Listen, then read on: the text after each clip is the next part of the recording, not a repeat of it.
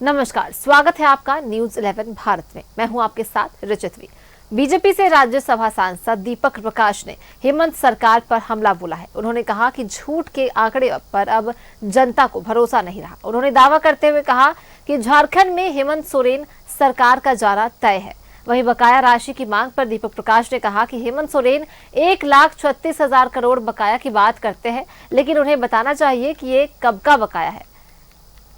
सांसद दीपक प्रकाश से बातचीत की है संवाददाता राजेश ने। हमारे साथ हैं झारखंड बीजेपी के पूर्व अध्यक्ष और राज्यसभा सांसद दीपक प्रकाश जी। उनसे बात करेंगे और जानेंगे कि नवरात्रि है और माँ का आशीर्वाद भी पार्टी को चाहिए, आपको भी चाहिए।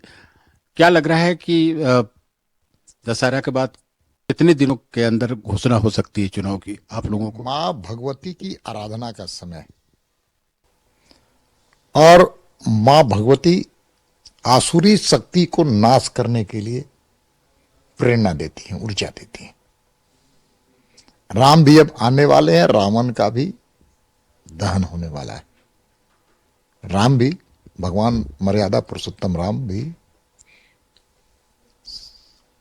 सत्य की असत्य पर विजय। आज झारखंड के परिप्रेक्ष्य में जिस प्रकार से झूठ बोलने वाली सरकार, मक्कार करने वाली सरकार और जनता को धोखे में रह करके सत्ता में काबिज होने वाली सरकार, आज उसका चेहरा जनता के सामने आ चुका है। असली चेहरा, विकृत चेहरा, जिसमें नौजवानों को ठगने का काम किया नौकरी के नाम पर, महिलाओं को ठगने का काम अभी तक चल रहा है, तुष्टीकरण की राजनीति की पराकाष्ठा है, विकास अवरुद्ध है, और तो और एक ही परिवार की सरकार। अब तो उससे भी छोटा सोच हो गया है। झारखंड की 4 करोड़ जनता त्राहिमाम त्राहिमाम त्राहिमाम कर रही है और इस सरकार से निजात पाना चाहती है। लोकतंत्र में सबसे बड़ी ताकत जनता के पास होती है और जनता का संदेश साफ है, जो लोकसभा में दिखाने का काम की जनता ने। जो हरियाणा में जो स्थिति पैदा हुई, इससे स्पष्ट है कि देश की जनता क्या चाहती है, झारखंड की जनता क्या चाहती है। जेएमएम की तरफ से मुख्यमंत्री के हवाले से बैनर पोस्टर लगा है, 1,36,000 करोड़ मिलेगा क्या? देखिए, बड़ा मैं बार बार कहता हूं, झूठ बोलने वाले लोग हैं, फरेबी करने वाले हैं, इनको आंकड़े के बारे में जानकारी होना चाहिए। देश के आजादी से लेकर अब तक का बकाया दिख रहे। कांग्रेस का 70 साल का शासनकाल का भी हिसाब निकाल करके कांग्रेसियों से पैसा मांगने का काम ये सरकार करे। हेमंत सोरेन जी भी बीच में के कालखंड में कोयला मंत्री थे, उससे कालखंड के भी पैसे, शिबू सोरेन जी, तो उस कालखंड के भी पैसे अपने पिता श्री शिबू सोरेन से मांगने का।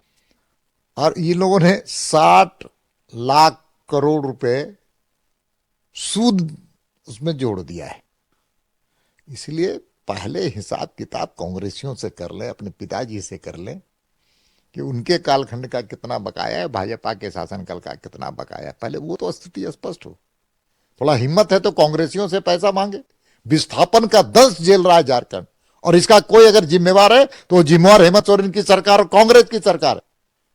कांग्रेस ने हमको दर्द दिया है। एक विस्थापन नीति नहीं है इनके पास। और आज तो खतियान के नाम पर अर्जुन मुंडा जी की सरकार क्यों गिराने का काम किया था, थोड़ा पूछिएगा उनसे। तो आपको लगता है कि आप चुनाव की घोषणा होगी, चुनाव में आप लोग जाएंगे और जो क्या शक्ति कहते हैं, आसुरी शक्ति का नाश होगा? देखिए, यानी बीजेपी जीतेगी। लोकतंत्र की प्रक्रिया है। लोकतंत्र में सबसे आसुरी शक्तियों का सर्वनाश करने का तरीका ईवीएम मशीन होता है। वही ब्रह्मास्त्र है और उस ईवीएम मशीन में जनता सर्वोपरि होती है, नेता नहीं, कोई परिवार नहीं। तो इनका मानना है कि जो विधानसभा चुनाव आने वाला है उसमें बीजेपी की जीत होगी, क्योंकि झूठ का बाजार ज्यादा देर तक नहीं टिकता है। यानी वर्तमान में जो सत्ता में बैठे हुए लोग हैं उन मुंह की खानी पड़ेगी। कैमरामैन हेमंत के साथ राजेश कुमार, न्यूज 11 भारत, रांची।